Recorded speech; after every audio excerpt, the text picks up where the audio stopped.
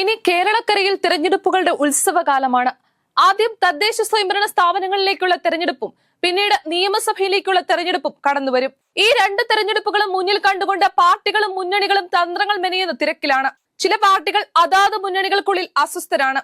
അങ്ങനെയുള്ളവർ മുന്നണി മാറ്റത്തിനുള്ള ചരടുവലികളും തകൃതിയായി നടത്തുന്നുണ്ട്. മുന്നണി മാറ്റം ആവശ്യപ്പെട്ട് BDJS കോട്ടയം ജില്ലാ കമ്മിറ്റി മുൻപ് രംഗത്ത് വന്നിരുന്നു.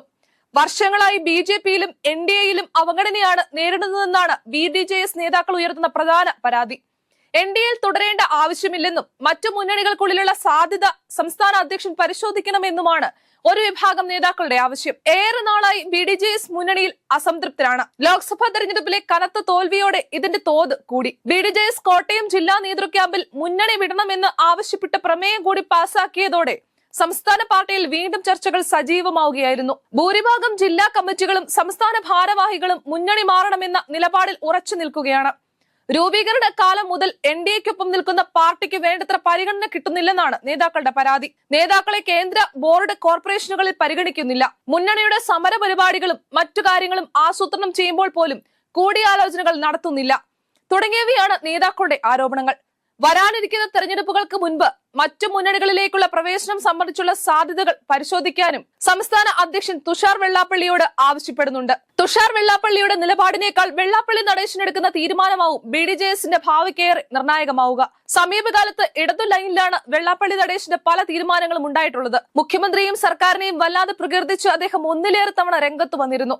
BJPയെയും കോൺഗ്രസിനെയും രൂക്ഷമായി തന്നെ വിമർശിക്കുകയും ചെയ്തു.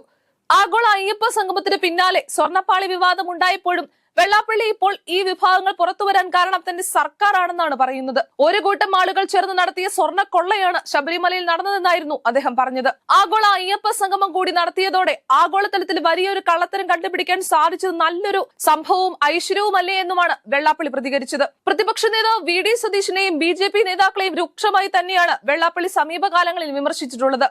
UDF ഒരു കാരണവശാലും ഭരണത്തിൽ വരില്ലെന്നടക്കമുള്ള കടുത്ത രാഷ്ട്രീയ നിലപാടുകളും അദ്ദേഹം പരസ്യമായി തന്നെ പ്രഖ്യാപിച്ചിരുന്നു. പലതരത്തിലുള്ള വർഗീയ പരാമർശങ്ങൾ നടത്തിയപ്പോഴും വെള്ളാപ്പള്ളിയെ പിന്തുണച്ച് മുഖ്യമന്ത്രി വിവിധ മന്ത്രിമാരും രംഗത്ത് വന്നതും നാം കണ്ടതാണ്. ഇതെല്ലാം നൽകുന്ന രാഷ്ട്രീയ സൂചന നിയമസഭാ തദ്ദേശ സ്വയംഭരണ സ്ഥാപനങ്ങളിലേക്കുള്ള തെരഞ്ഞെടുപ്പുകളിൽ BDJS BJP മുന്നണി വിട്ട് ഇടതുപാളയത്തിലേക്ക് ചേക്കേറുമെന്നത് തന്നെയാണ്. ഇടതുപക്ഷത്തു നിന്നും വിട്ടൊഴിയുന്ന ഈഴവ വോട്ടുകളെ ഏതു വിധേനയും ഒപ്പം നിർത്തുവാനുള്ള CPMന്റെ പരിശ്രമങ്ങൾക്ക് BDJSന്റെ മുന്നണി പ്രവേശനം ഗുണകരമാകുമെന്നാണ് എല്ലാവരും കരുതുന്നത്.